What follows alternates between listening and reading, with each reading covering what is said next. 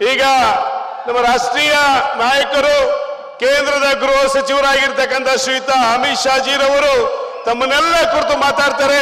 ಅವರ ಭಾಷೆಯನ್ನ ಕನ್ನಡಕ್ಕೆ ನಮ್ಮ ರಾಜ್ಯದ ವಕ್ತಾರರಾಗಿರ್ತಕ್ಕಂಥ ಮಹೇಶ್ ರವರು ಕನ್ನಡಕ್ಕೆ ಅನುವಾದವನ್ನ ಮಾಡ್ತಾರೆ. ದಯಮಾಡಿ ಎಲ್ಲರೂ ಸಹ ಸಹಕರಿಸಬೇಕು ಅಂತ ಹೇಳಿ ಮನವಿಯನ್ನ ಮಾಡಿಕೊಳ್ತೀನಿ.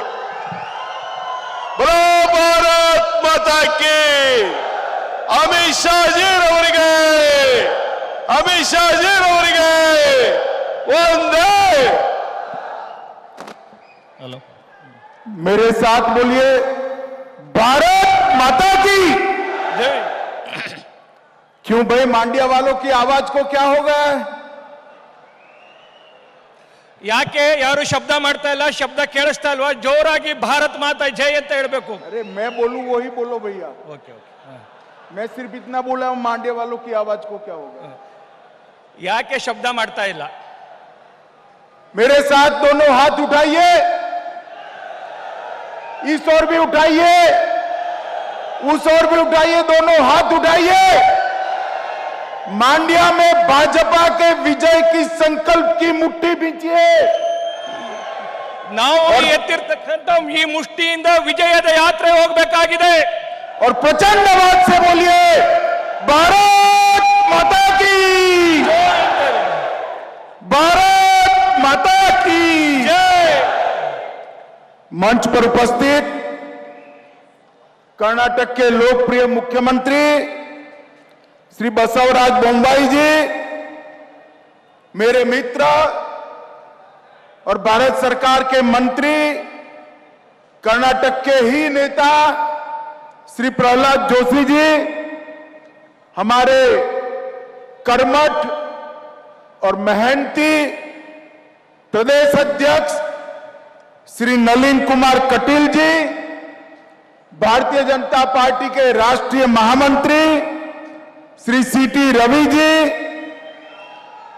हमारे यहां के प्रभारी मंत्री श्री गोपालिया जी, कर्नाटक सरकार में मंत्री डॉक्टर अश्वत्थ नारायण जी, कर्नाटक सरकार में मंत्री श्री नारायण गौड़ा जी, प्रदेश के उपाध्यक्ष श्री नीलमल सुराना जी, प्रदेश के उपाध्यक्ष श्री विजयेंद्र जी,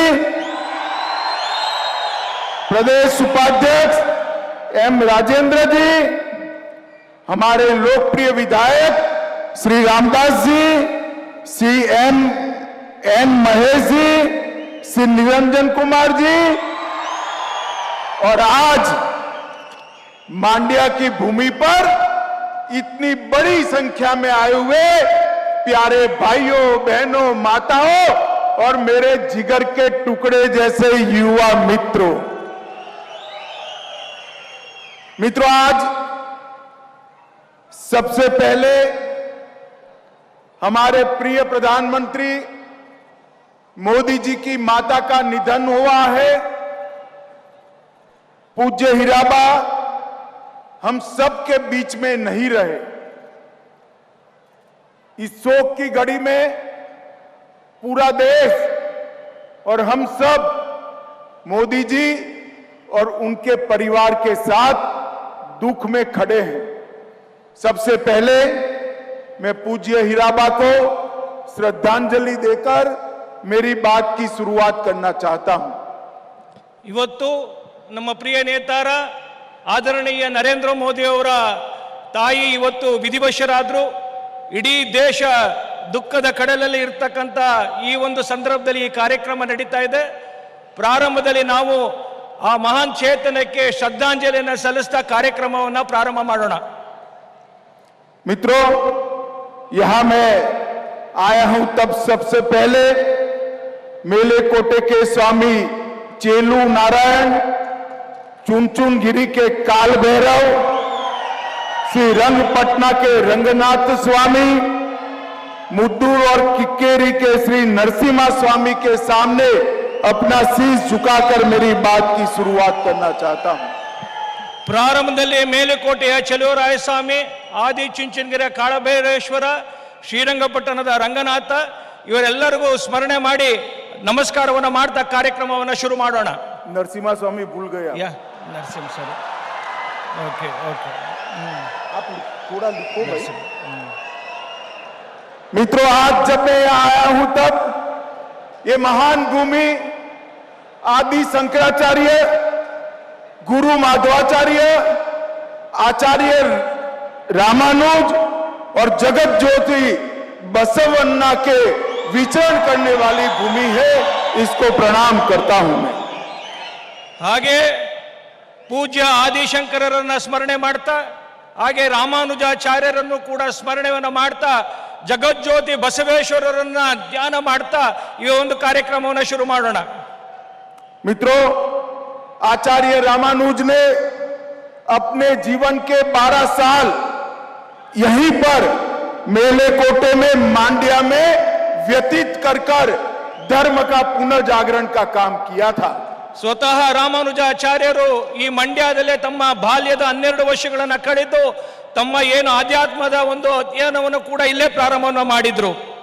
मित्रों, मैं जिस भूमि पर खड़ा हूं, यहां पर मैं नलवाड़ी कृष्णराज वड़ियार और भारत रत्न श्री एम विश्वेश्वरैया को भी प्रणाम कर मेरी बात की शुरुआत करना चाहता हूं. ಹಾಗೆ ನಾಲ್ವಡಿ ಕೃಷ್ಣರಾಜ ಒಡೆಯರ್ ಹಾಗೂ ವಿಶ್ವೇಶ್ವರಯ್ಯರನ್ನು ಕೂಡ ಈ ಸಂದರ್ಭದಲ್ಲಿ ನಾನು ಸ್ಮರಣೆಯನ್ನು ಮಾಡ್ತೇನೆ.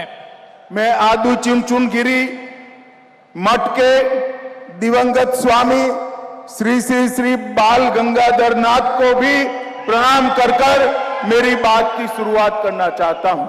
ಹಾಗೆ ಆದಿಚುಂಚನಗಿರಿ ಶ್ರೀಗಳಾದಂತ ಬಾಲಗಂಗಾಧರ ನಾಥ ಸ್ವಾಮಿಗಳಿಗೂ ಕೂಡ ಪ್ರಣಾಮವನ್ನು ನಾನು ಈ ಸಂದರ್ಭದಲ್ಲಿ ಮಾಡ್ತೇನೆ. और ये मांड्या जिला हमारे प्रिय नेता येदुरप्पा जी का जन्म स्थान है.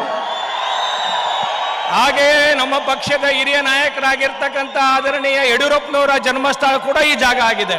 और आज येदुरप्पा जी देश में नहीं है, विदेश में है. आज सुबह ही उनका फोन आया था कि अमित भाई, आपको मालूम है मांड्या मेरा जन्म स्थान है, मेरा जन्म मांड्या में हुआ था. मैंने बोला मैं आपकी याद मांड्या वालों को जरूर दिला दूंगा. ಹಾಗೆ ಯಾವಾಗಲೂ ಯಡಿಯೂರಪ್ಪನವರು ಸ್ಮರಣೆಯನ್ನು ಮಾಡ್ಕೊಳ್ತಾರೆ, ಮಂಡ್ಯ ಕೂಡ ತಮ್ಮ ಜನ್ಮಸ್ಥಾನ ಅಂತೇಳಿ ಅದನ್ನು ಕೂಡ ನಾನೀಗ ನೆನಪನ್ನು ಮಾಡ್ತಾ ಇದ್ದೀನಿ. मित्रों, मैं 2018 के चुनाव की शुरुआत मांड्या जिले से की थी. यहां से एक मुट्ठी अनाज मांगकर कांग्रेस के शासनों में जिन किसानों को अन्याय हुआ था, उनको न्याय दिलाने के लिए भारतीय जनता पार्टी ने शपथ ली थी. 2018ರ ಚುನಾವಣೆಯಲ್ಲಿ ಮಂಡ್ಯದಿಂದನೇ ನಾವು ಪ್ರಾರಂಭವನ್ನು ಮಾಡಿದ್ವಿ. ಯಾವ ರೈತರಿಗೆ ಅನ್ಯಾಯ ಆಗಿದೆ ಅಂತೇಳಿ ಒಂದು ಮುಷ್ಟಿ ಮಣ್ಣಿನಿಂದ ನಾವು ಪ್ರಾರಂಭವನ್ನು ಮಾಡಿದ್ವಿ. ಅದಕ್ಕೆ ತಕ್ಕವನ್ನು ಉತ್ತರವನ್ನು ಕೊಡಬೇಕಾಗಿದೆ ಇವತ್ತು ನಾವು. और कर्नाटक की महान जनता ने हमें सबसे बड़ी पार्टी बनाकर सरकार बनाने का मौका कर्नाटक के अंदर दिया. ಕರ್ನಾಟಕದ ಜನತೆ ನಮಗೆ ಅತ್ಯಂತ ದೊಡ್ಡದಾದಂತ ರಾಜಕೀಯ ಪಾರ್ಟಿಯಾಗಿ ಅವಕಾಶವನ್ನು ಮಾಡಿಕೊಟ್ಟಿರ್ತಕ್ಕಂಥದ್ದು ನಿಮಗೆ ಗೊತ್ತಿದೆ.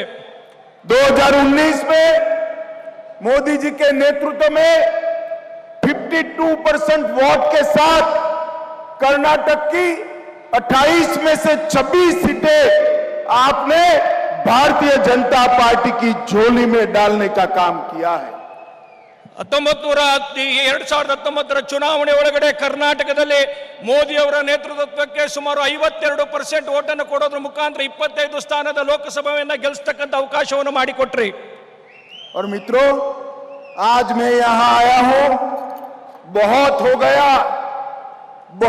गया जेडीएस कांग्रेस, कांग्रेस जेडीएस. इस बार मांड्या ने, मैसूर ने पूर्ण बहुमत से भारतीय जनता पार्टी को जिताना है. ಅನೇಕ ಸಂಗತಿಗಳನ್ನು ನಾವು ನೋಡಿದ್ವಿ. ನಾವು ಒಮ್ಮೆ ಕಾಂಗ್ರೆಸ್, ಒಮ್ಮೆ ಜೆಡಿಎಸ್ ಅಂತೇಳಿ. ಈ ಬಾರಿ ಮಂಡ್ಯ ಮತ್ತೆ ಮೈಸೂರಿನಲ್ಲಿ ಖಂಡಿತವಾಗ್ಲೂ ಭಾರತೀಯ ಜನತಾ ಪಾರ್ಟಿಯ ವಿಜಯ ಯಾತ್ರೆ ಆಗುತ್ತೆ. ದೊಡ್ಡದಾದ ಬೆಂಬಲವನ್ನು ಕೂಡ ಭಾರತೀಯ ಜನತಾ ಪಾರ್ಟಿಗೆ ಸಿಗೋದಿದೆ. ये कांग्रेस और जेडीएस दोनों परिवारवादी पार्टियां हैं, भ्रष्टाचारी पार्टियां हैं. ಕಾಂಗ್ರೆಸ್ ಹಾಗೂ ಜೆಡಿಎಸ್ ಒಂದು ಪರಿವಾರ, ಒಂದು ಕುಟುಂಬದ ರಾಜಕಾರಣವನ್ನು ಮಾಡ್ತಾ ಇರ್ತಕ್ಕಂಥ ರಾಜಕೀಯ ಪಾರ್ಟಿ, ಭ್ರಷ್ಟಾಚಾರದಿಂದ ತುಂಬಿರ್ತಕ್ಕಂಥ ಒಂದು ರಾಜಕೀಯ ಪಾರ್ಟಿ. मित्रों, हमने दोनों के शासन देखे. कांग्रेस आती है तो कर्नाटक दिल्ली का एटीएम बन जाता है। ಕಾಂಗ್ರೆಸ್ ಬರುತ್ತೆ, ಕರ್ನಾಟಕ ಮತ್ತೆ ದಿಲ್ಲಿಯ ವ್ಯತ್ಯಾಸವನ್ನು ಹೇಳುವಂತ ಒಂದು ಪ್ರಯತ್ನವನ್ನು ಮಾಡುತ್ತೆ. और जेडीएस आती है तो एक परिवार के लिए एटीएम बन जाता है। ಜೆಡಿಎಸ್ ಯಾವಾಗಲೂ ಯೋಚನೆ ಮಾಡುತ್ತೆ ಒಂದು ಕುಟುಂಬವನ್ನ ಹೇಗೆ ಒಂದು ವಂಶವನ್ನ ಪೋಷಣೆ ಮಾಡಬೇಕು ಅಂತ ಹೇಳಿ। बारी बारी ये दोनों पार्टियों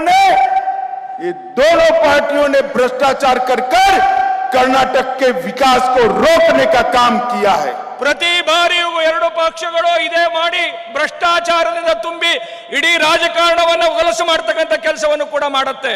और मित्रों, अब समय आ गया है परिवारवाद और भ्रष्टाचार से मुक्त करने का। भारतीय जनता पार्टी को पूर्ण बहुमत के साथ एक बार सत्ता दीजिए, डबल इंजन की सरकार बनाइए। हम आने वाले 5 साल में मोदी जी के नेतृत्व में कर्नाटक को विकास के रास्ते पर बहुत आगे ले जाएंगे। ಈ ಪರಿವಾರವಾದ ಮತ್ತೆ ಭ್ರಷ್ಟಾಚಾರವನ್ನು ಮುಕ್ತ ಮಾಡಿ ಜೆಡಿಎಸ್ ಮತ್ತೆ ಕಾಂಗ್ರೆಸ್ ಅನ್ನು ಕಿತ್ತೊಗೆದು ಒಂದು ಡಬಲ್ ಇಂಜಿನ್ ಸರ್ಕಾರ ಮೋದಿ ಅವರ ನೇತೃತ್ವದಲ್ಲಿ ಒಂದು ಯಶಸ್ವಿ 5 ವರ್ಷದ ಆಡಳಿತವನ್ನು ಮಾಡಬೇಕಾದಂತ ಅವಶ್ಯಕತೆ ಇವತ್ತಿದೆ ಸ್ನೇಹಿತರೆ। ये जो कांग्रेस पार्टी और जेडीएस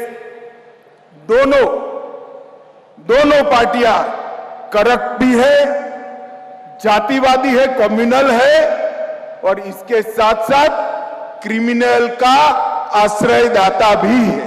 ಈ ಎರಡು ಪಾರ್ಟಿಗಳು ಬರೀ ಜಾತಿವಾದಿ ಮಾತ್ರ ಅಂತಲ್ಲ, ಭ್ರಷ್ಟಾಚಾರಿಗಳು ಮಾತ್ರ ಅಲ್ಲ, ಕ್ರಿಮಿನಲ್ಗಳು ಇದ್ದಾರೆ। ಅನೇಕ ಕ್ರಿಮಿನಲ್ ಆಪಾದನೆ ಉಳ್ಳಂತವರು ಈ ಎರಡು ರಾಜಕೀಯ ವ್ಯವಸ್ಥೆ ಒಳಗಡೆ ಕೆಲಸ ಮಾಡ್ತಾ ಇರತಕ್ಕಂಥದ್ದು ನಾವು ನೋಡ್ತೇವೆ। मित्रों, कांग्रेस ने इतने साल तक इस देश पर शासन किया, दलितों को और आदिवासियों को हमेशा अन्याय करने का काम किया है। ಇವರೆಲ್ಲ ಆಡಳಿತದ ಕಾಲದೊಳಗಡೆ ದಲಿತರಿಗೆ ಆದಿವಾಸಿಗಳಿಗೆ ಅನ್ಯಾಯವನ್ನು ಮಾಡತಕ್ಕಂತ ಕಾರ್ಯವನ್ನು ಇವರು ಆಡಳಿತದಲ್ಲಿ ನಡೀತಾ ಇರತಕ್ಕಂಥದ್ದು ನಾವು ನೋಡಿದೀವಿ। ನಾವು भारतीय जनता पार्टी का शासन आने के बाद हमें 2 राष्ट्रपति बनाने का मौका मिला। ಭಾರತೀಯ ಜನತಾ ಪಾರ್ಟಿ ಆಡಳಿತದಲ್ಲಿ ನಾವು ಒಂದು ವಿಶೇಷವಾದಂತ ಕಾರ್ಯವನ್ನು ಮಾಡಲಿಕ್ಕಂತ ಅವಕಾಶವನ್ನು ನಮಗೆ ಸಿಕ್ತು। एक बार गरीब दलित के बेटे रामनाथ कोविंद को बनाया और दूसरी बार एक गरीब संथाली आदिवासी की बेटी श्रीमती द्रौपदी मुर्मू को भारत का राष्ट्रपति बनाने का काम। ಭಾರತೀಯ ಜನತಾ ಪಾರ್ಟಿ ನಮಗೆ ಅವಕಾಶ ಸಿಕ್ಕಂತ ಸಂದರ್ಭದಲ್ಲಿ ಇಬ್ಬರು ದಲಿತರನ್ನ ಈ ದೇಶದ ಶ್ರೇಷ್ಠ ರಾಷ್ಟ್ರಪತಿಗಳಾಗಿ ಮಾಡತಕ್ಕಂತ ಕಾರ್ಯವನ್ನು ನಾವು ಮಾಡಿದ್ವಿ। ಒಂದು ರಾಮನಾಥ್ ಕೋವಿಂದ್ ಅವರನ್ನ ಮಾಡಿದ್ವಿ, ಇವತ್ತು द्रौपदी मुर्मू ಅವರನ್ನ ರಾಷ್ಟ್ರಪತಿಗಳನ್ನಾಗಿ ಮಾಡತಕ್ಕಂತ ಕೆಲಸವನ್ನು ನಾವು ಮಾಡಿದ್ವಿ। भारतीय जनता पार्टी ने गरीबों के, पिछड़ों के, दलितों के, आदिवासियों के कल्याण के लिए ढेर सारे काम किए हैं।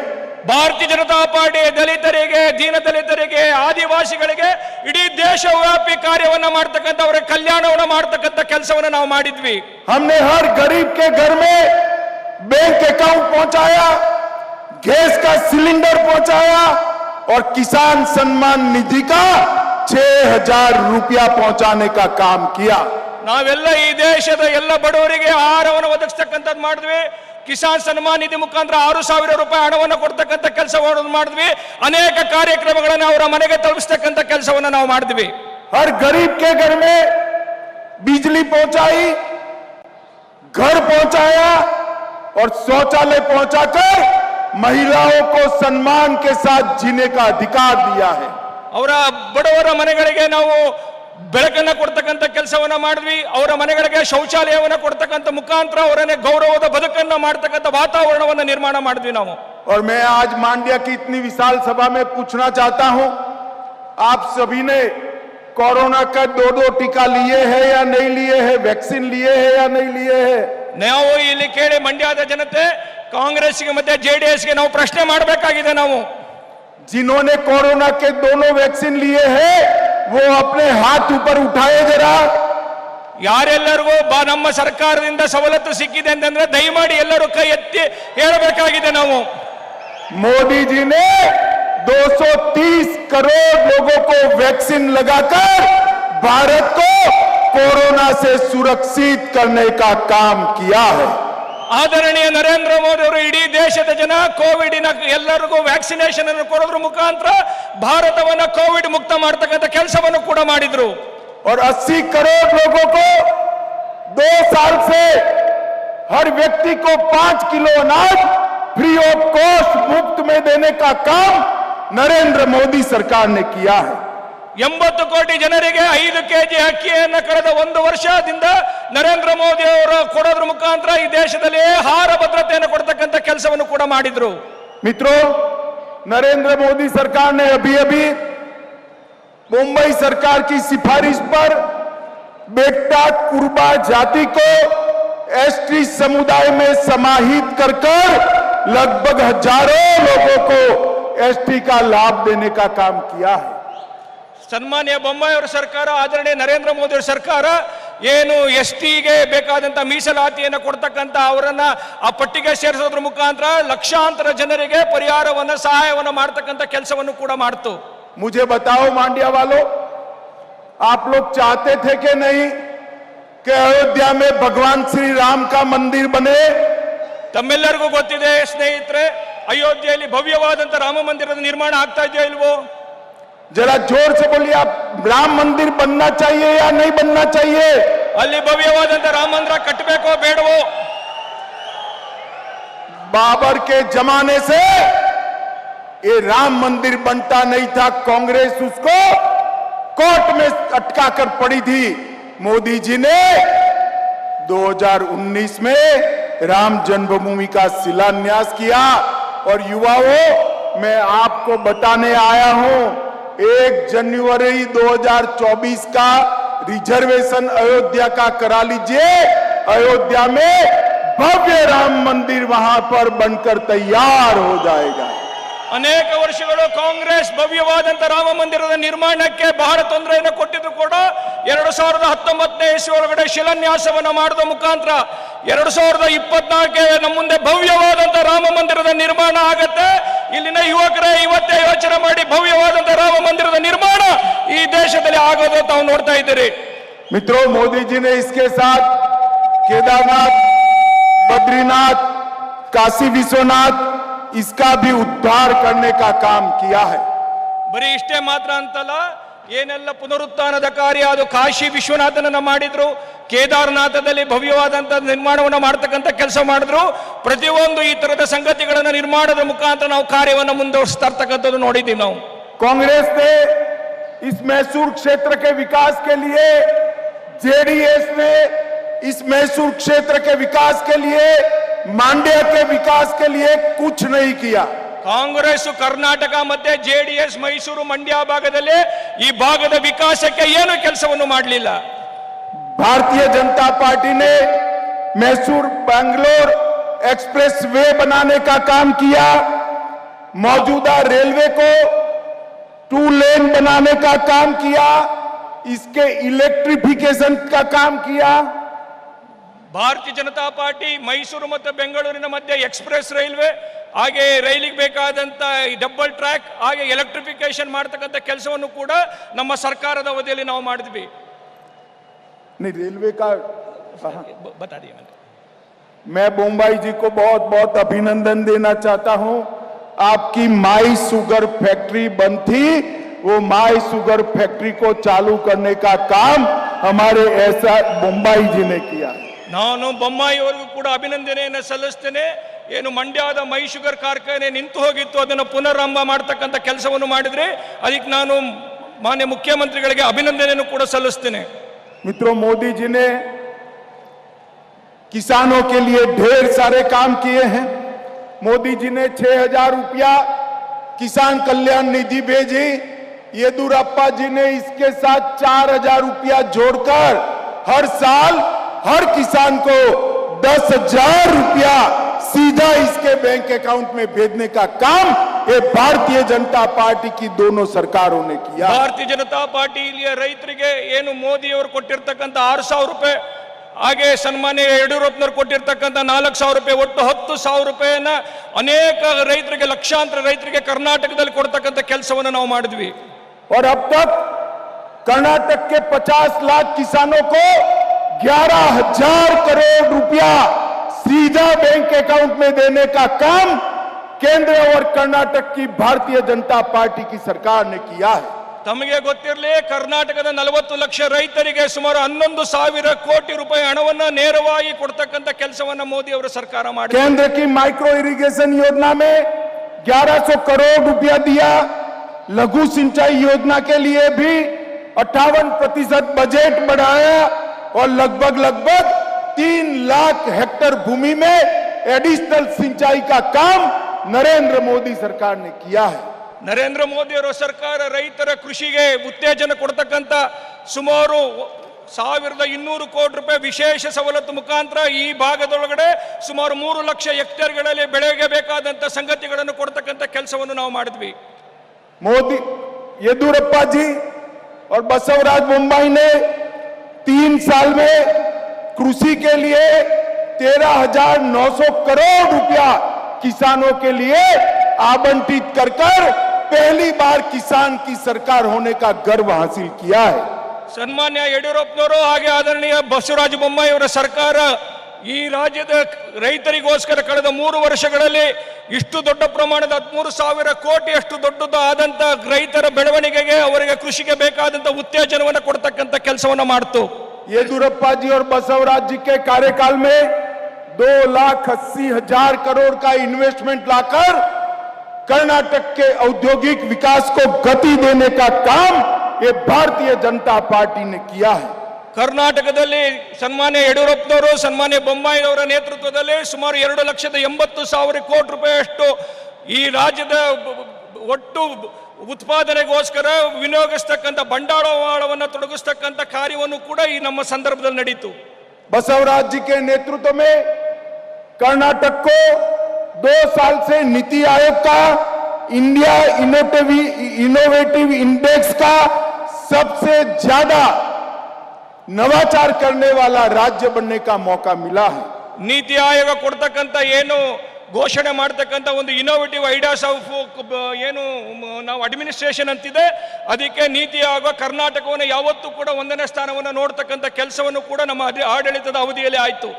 8,000 करोड़ का बेंगलुरु मैसूर हाईवे, 20,000 करोड़ का बेंगलुरु हैदराबाद हाईवे भारतीय जनता पार्टी की सरकार ने बनाया है।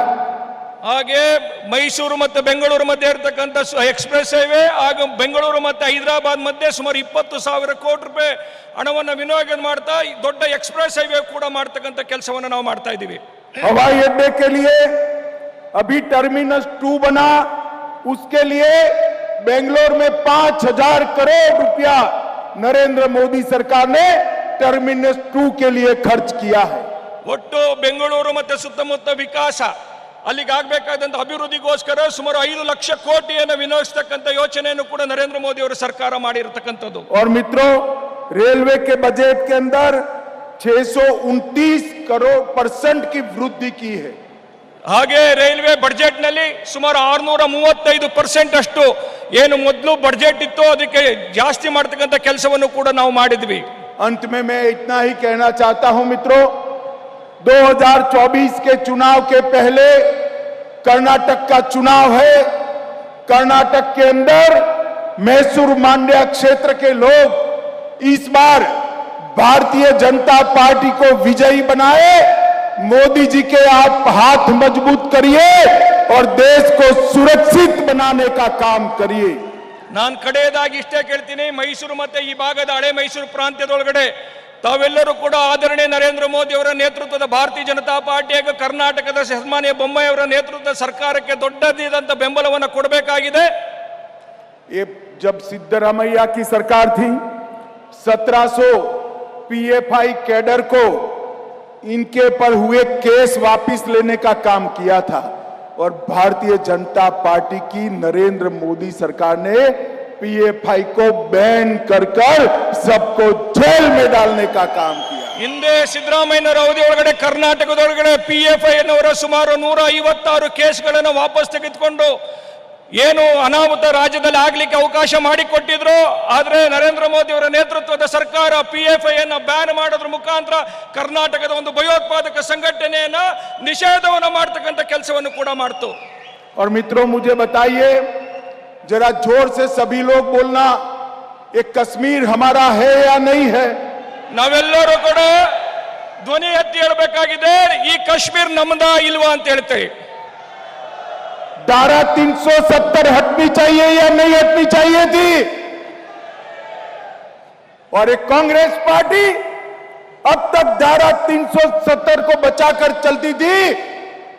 5 अगस्त 2019 को नरेंद्र मोदी जी ने धारा 370 को समाप्त कर आतंकवाद पर खात्मा बुलाने का काम किया है। ಯಾವ ಕಾಶ್ಮೀರಕ್ಕೆ ಕೊಟ್ಟಿರ್ತಕ್ಕಂಥ 370ರ ವಿಧಿಯನ್ನ ತೆಗೆದಾಕಿ ನರೇಂದ್ರ ಮೋದಿ ಅವರು ಕಾಶ್ಮೀರವನ್ನ ಭಾರತದ ಮುಖ್ಯ ಪ್ರವಾಹದಲ್ಲಿ ಸೇರಿಸತಕ್ಕಂಥ ಒಂದು ಕೆಲಸವನ್ನು ಕೂಡ ಮಾಡಿದ್ರು. अंत में मैं इतना ही कहना चाहता हूं, आजादी के अमृत महोत्सव में मोदी जी का संकल्प है कि जब देश आजादी की शताब्दी मनाए, देश दुनिया में पहले नंबर पर हो। वो संकल्प पूरा करना है, देश को समृद्ध बनाना है, देश के गरीबों का कल्याण करना है और देश को सुरक्षित बनाना है, तो भारतीय जनता पार्टी को मजबूत करना पड़ेगा। मैं अंत में आप सभी को हाथ जोड़कर एक विनती करने आया हूं कि इस बार मांड्या मैसूर क्षेत्र की सभी सीटें भारतीय जनता पार्टी को देकर पूर्ण बहुमत की सरकार बनाइए। ಭಾರತದ ಈ ಅಮೃತ ಗಳಿಗೆ ಸಂದರ್ಭದೊಳಗಡೆ ಭಾರತವನ್ನ ಭವ್ಯವಾಗಿ ವಿಕಾಸವನ್ನು ಮಾಡ್ತಾ, ಭಾರತವನ್ನ ಸದೃಢವನ್ನು ಮಾಡ್ತಾ, ಈ ದೇಶದ ಒಂದು ಶಕ್ತಿಯನ್ನು ಜಗತ್ತಿಗೆ ತೋರಿಸತಕ್ಕಂಥ ರೀತಿಯಲ್ಲಿ ಭಾರತವನ್ನ ಕಟ್ಟತಕ್ಕಂಥ ಕೆಲಸವನ್ನ ಮಾಡಬೇಕಾಗಿದೆ. ಅದಕ್ಕೋಸ್ಕರ ಈ ಭಾಗದ ಜನ ಭಾರತೀಯ ಜನತಾ ಪಾರ್ಟಿಗೆ ಬೆಂಬಲವನ್ನು ಕೊಡೋದ್ರ ಮುಖಾಂತರ ಈ ದೇಶವನ್ನು ಕಟ್ಟತಕ್ಕಂಥ ಕೆಲಸಕ್ಕೆ ತಮ್ಮ ಬೆಂಬಲ ಬೇಕಾಗಿದೆ. मेरे साथ दोनों हाथ उठाइए दोनों हाथ। भाजपा की सरकार बनने के संकल्प लेकर मेरे साथ जोर से बोलिए, भारत माता की जय, भारत माता की जय, भारत माता की जय, वंदे